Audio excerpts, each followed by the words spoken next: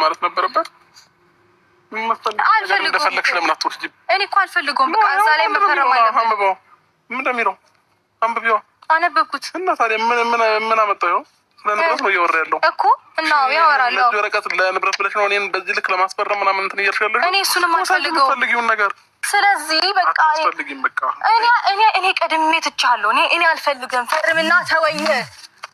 አይገባህም? ፈርምልኝ እኮ ፈርምልኝ። እኔም ደግሞ ፈልገው ታዲያ አንተ እዛ ጋር ደስተኛ ልትሆን ትችላለህ፣ ግን ደግሞ እሷ ተገላግላ መቀመጥ አለባት። የማያገባት ነገር እስክትፈርም ድረስ አልሄድም፣ እዚሁ ነኝ። ምን ነው እስክንለያይ ቸኮልክ? ልታገባት ነው እንዴ? አዎ ምን ችግር አለ? አገባታለሁ። እሱን ነው ፈልገው እኮ አሁን ሂድ ከዚህ ለቀኝና ማለት ነው። ስለሌላም ሰው መጨነቅ ጀመርክ። ስለሚያገባኝ ምናምን አይመለከተም እኮ እሱ። ተው ከኔ ጋር ነው አይደለ? ትዳርህን መጀመሪያ በስርዓት ልቀቀው እንጂ አንተ ቆይ ሁሌ በጉልበት ነው እንዴ የምታምነው? እውነት አንተ እንደሰለጠነ ሰው እንደ ባለ አእምሮ ሰው እንደተማረ ሰው የምታስብ ከሆነ እስኪ ልቀቀው። ሁሌ መጓተት አይሰለችም እኮ ልቀቀው። ሰላም ምንድን ነው የተከበራችሁ እና ደስተኛ ስለሆን ምናምን ስታይኝ ደበረሽ? ልንገርህ ሰው ይኸውልህ፣ አየሽ እንዲህ ነው ሁሉ ነገር ይረሳል። ገባሽ? እንዲህ እኔ ቀድሜ ረሳሁህ።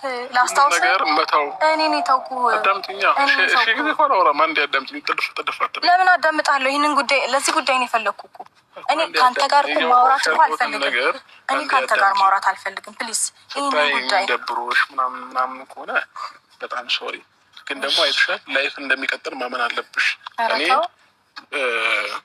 የሰው ልጅ በአንቺ ቦታ ባለኝ ልክ የሚያፈቅር ልብ እንዳለኝ ሁሉ የሚጠላም ልብ እንዳለኝ ማወቅ አለብሽ። የሚጠላ ልብማ ሁሉ ነገር ተረስቶም ላይፌን መኖር እንደምችል እያየሽው ብዬ አስባለሁ። እኔ አስቀድሜ ከተውኩክ ሰንበትበት ብያለሁ። ይኸውልህ ሌላ ነገር እያወራ ሌላ ነገር ለእንትን ለማለት አትሞክር።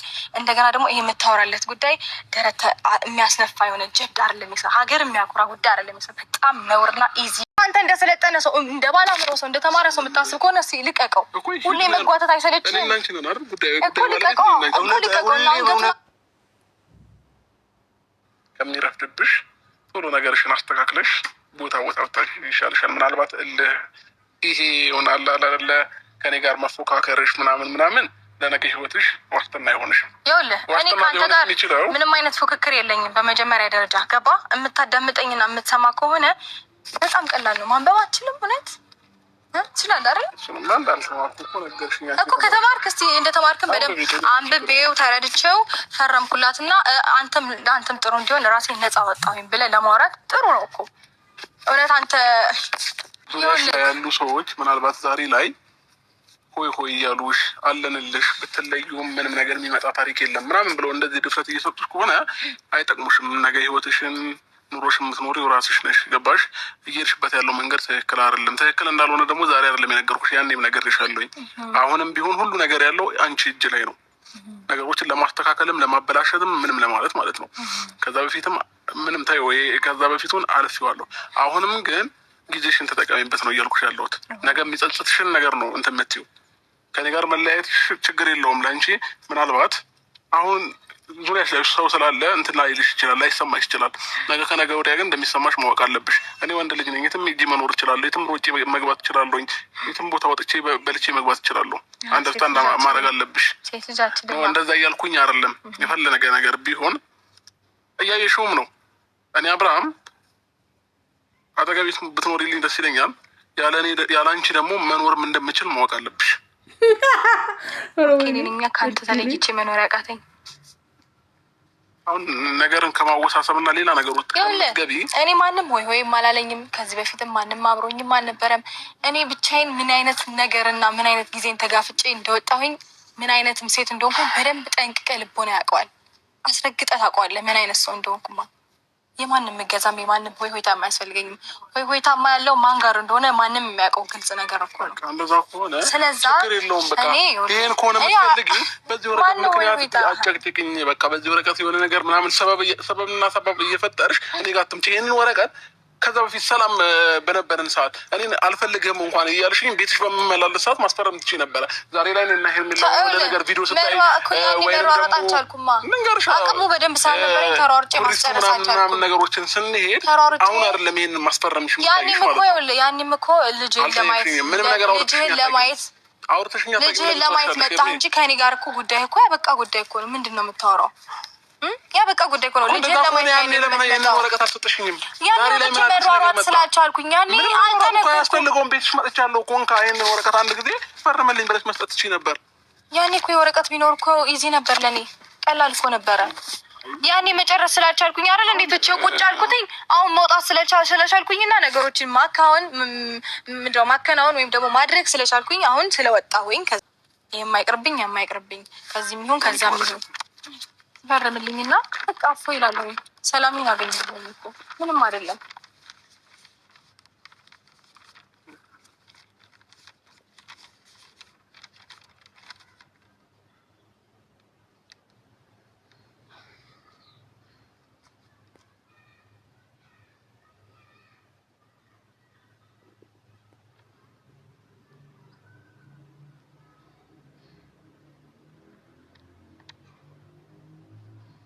በጣም ቀላል ነው። አንድ እኮ ነው የቀረው። ለምን አስፈለገ አይደለም? አንድ እኮ ነው የቀረው።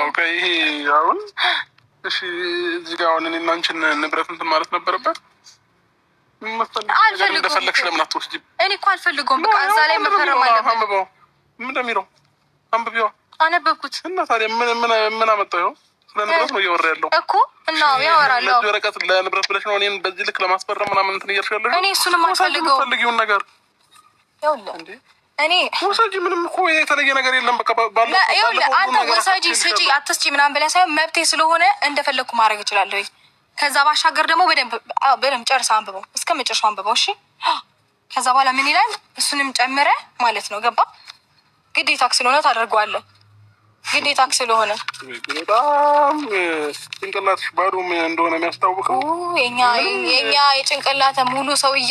እስቲ አንተ ጭንቅላት ሙሉ እንደሆነ አሳየን አድርገውና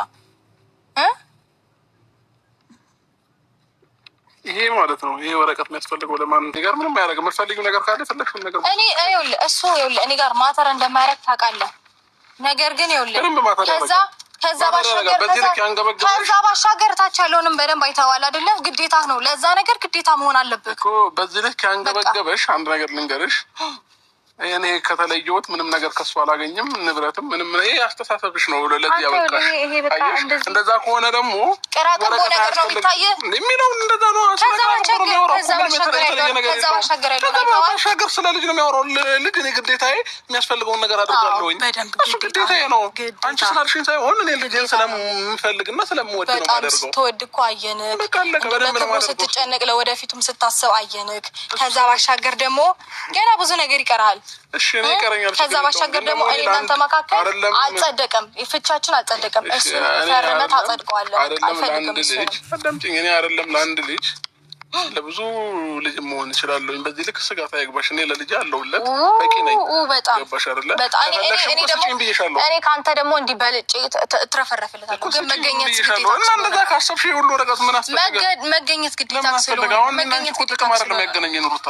ጥቅም እንዳገናኘን ኦኬ። አሁን አንተ ሀሳብህ ጥቅምና ጥቅም ፈልጋ እኔ በእናትህ እሱን አልፈልገውም።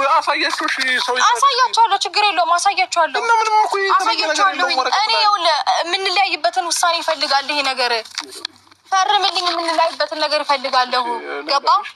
ፍቺውን አጽድቅልኝ። በቃ ስለ ፍቺ የሚያወራ ነገር የለም አለው። አታይም እንዴ? በደንብ አለው።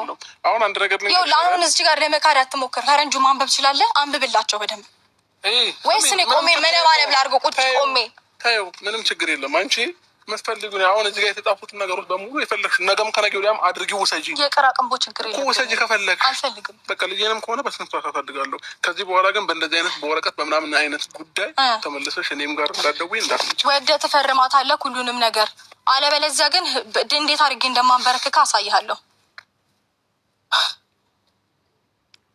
ጎበዝ ማን ነው እንደኔ ወረቀቱን ሳየው ስለ ገንዘብ ክፍያ ሲያወራ ለዚህ ነው ወይ የመጣሽው? ማለት ምን ማለት ነው? አብርሃም አልገባኝም። ምን ነው ደነገጥክ? በጣም ነው የደነገጥከው። በባዶ ትሄዳለች ብለህ ነበር አንተ እኮ ሩታን ስታገባት እኮ ምንም ያልነበረ ልጅ ነህ እኮ እንዴ። መብቷ እኮ ነው ይሄ ሁላ ነገር እኮ ያፈራው ሩታ ከመጣች በኋላ ነው። መብት አላት እንዴ አንተ እኮ ኧረ በስመ አብ ጌታ ሆይ በሰው እንትን መናገር አልፈልግም፣ ግን እንዴት እንደደነገጠ እስኪ አብርሃምን የታዘባችሁ ማለት ነው። አንተ እንደፈለክ ካሻሽ ገዳሚ ትላለህ። አንተ እንደፈለክ ደግሞ ያለኝን ንብረት አካፍለኝና ልቀቀኝ ስትልህ አልፈርምም ምናምን። አረ ሌላ ችግር ውስጥ ልጅ አላችሁ። ሌላ ችግር ውስጥ ከምገባ ወይ ከጸባይ ታረም ወይ ያላትን ስጣትና ፈርምላት። አለቀ። እንዲህ ንብረት ሲባል እንዴት እንዳንዘረዘረው ወይኔ ወይኔ ወይኔ ወይኔ። በቃ እስከዛሬ አልፈልገውም ንብረት ስትልህ በቃ በባዶ ዝም ብላ ትሄዳለች ብለህ ነበር እንዴ? ወይኔ ፈጣሪ አምላኬ። ነገ ደግሞ ስለ ገንዘቡ የፈለግሽውን ውሰጂ ማለት የፈለገችውን ምን ትውሰድ? እስኪ ምን ትውሰድ?